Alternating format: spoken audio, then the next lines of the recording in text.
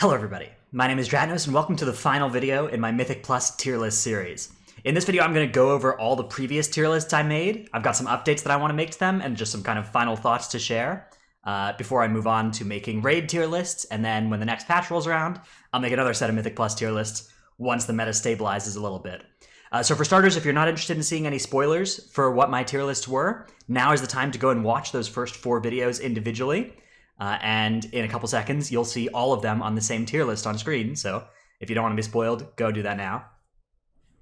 All right, so this is my tier list as it was created in those 4 videos that I made. I would like to go through now and make some updates, some patch notes, if you will, to these different specs and their placements.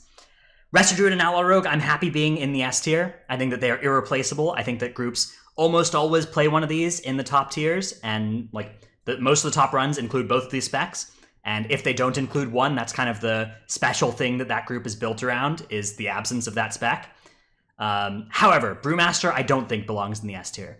Brewmaster is a fantastic tank, but it is not irreplaceable in the same way that Resto Druid and Outlaw Rogue are. I think that there are a lot of successful groups that could very easily play Prot Warrior as well as Brewmaster, and there are a lot of compositions where I think Brewmaster is the best choice, but I don't think it's the best choice by nearly as much as I think Outlaw and Resto are. So I'm going to bring Brewmaster down to the A tier.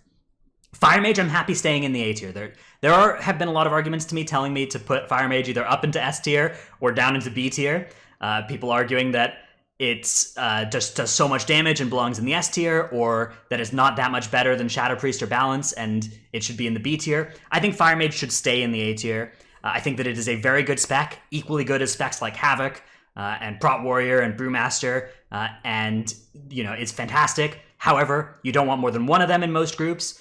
It does put a restriction on the rest of your comp, which is that you can't really play more than one ranged DPS in most dungeons, or you're going to run out of kicks.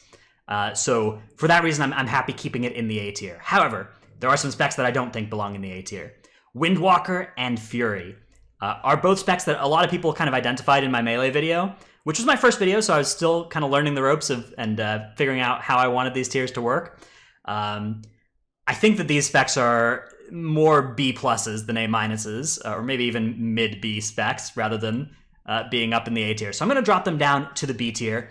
I do think that it was a little egregious to have specs like Balance Druid and Shadow Priest being worse than Fury and Windwalker, so I am going to move them down here.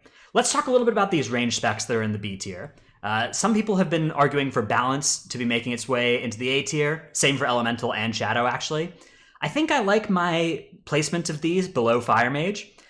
Shadow and Balance have very long kicks. They don't even have 25-second or 24-second kick like Fire Mage does, which means that there are a lot of abilities. There are a lot of abilities in this game that are on a 25-second cooldown that Fire Mage can still kick, and that Shadow and Balance cannot. And that is, I think, a pretty serious cost to those two specs. And it's very restrictive. You really can't get away with double ranged if you have a Shadow Priest or a Balance in your group, where you can kind of fudge it a little bit with a Fire Mage under the right circumstances. So I think that is enough of a composition building restriction to put them into the B tier. It makes this B tier kind of like great specs that you only really want one of in each group. And I think that's a good place for these specs to be. Elemental Shaman is another spec that there's a strong argument to be up in A tier. It does pretty similar damage to Fire Mage when played well. I've been looking at some runs of Elemental Shaman, especially like European Elemental Shamans, just do absurd damage with the spec. And it does bring quite a lot of utility, and it doesn't have the same composition restrictions of other ranged specs, because it does have that 12-second kick, which is actually better than a melee kick. There's some abilities that melee can't lock down that Elemental Shaman can, like Vine Twisters and Waycrest Manor, Thugs and Toldegor. These are things that Elemental Shaman can kick every cast of, and even melee can't get every cast of. So there's kind of an increased amount of kick utility from an Elemental Shaman in that spot.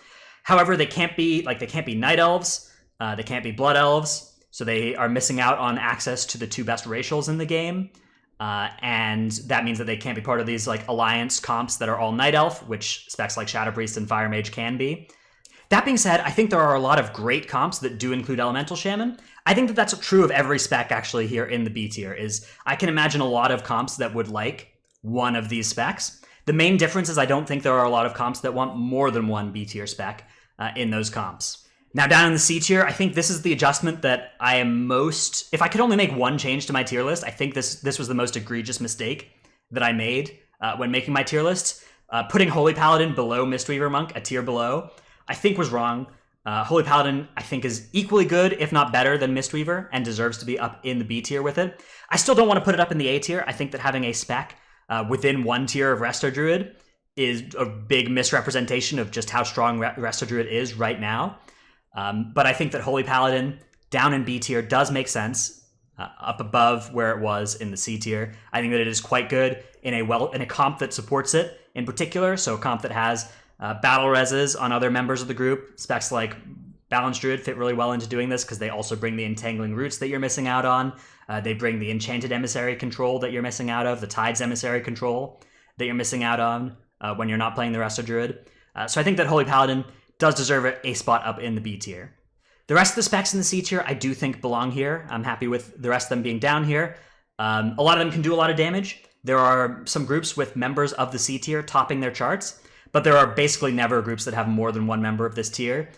There's groups that are like, Rogue, Hunter, that are doing great, and that's fantastic, but you could imagine those groups also succeeding as Rogue, and you could definitely not imagine those groups doing nearly as well if they were like Rogue, Hunter, or Hunter, right?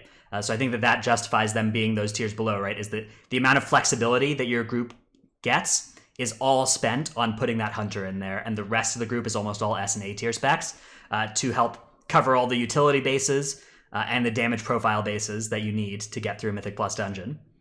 Down in the D tier, again, I'm happy with all the specs being here. I do think that these are generally a cut below than the C tier specs. Again, you could do the top damage in your group if you have a combination of gear and skill that is higher than the rest of your group. If you're playing one of these specs, they're not like huge amounts of levels below the other specs, but a group comprised of D tier specs and a group comprised of A tier specs, given that they were the same skill level, I would expect the A tier specs to be doing keys maybe 3 levels higher than the group comprised of D tier specs. In the F tier, I'm again mostly happy with this. I think that there's maybe an argument for Arcane Mage being up in the D tier, so I am going to move them there. I think that, putting an Arcane Mage in the same tier as an Affliction Warlock is maybe a little bit low for the spec. There are people who have higher runs done as Affliction Warlocks than Arcane Mages, but looking at statistics to determine these tiers, there's a little bit of a problem with that, where Arcane Mage is going to be underrepresented compared to where it could be, because there are 2 Mage specs that are dramatically better than it, especially Fire. So a lot of the people in this game who could push much higher than the Warlocks just by playing Arcane Mage are instead going to push even higher than that by playing Fire. And so I think when taking that into account, I think that an Arcane Mage does bring more to a group than an Affliction Warlock, and does bring about as much as these other D tier specs. So I'm going to move it up there. Anyways, this is my revised tier list. This is the final updated one for this patch for Mythic Plus. I'm going to move on to doing raid ones now, so I hope you watch those, enjoy them too. And then when the next patch comes out, I'll make a set of these again for that patch. Thanks everybody for watching, and I'll see you in the next one.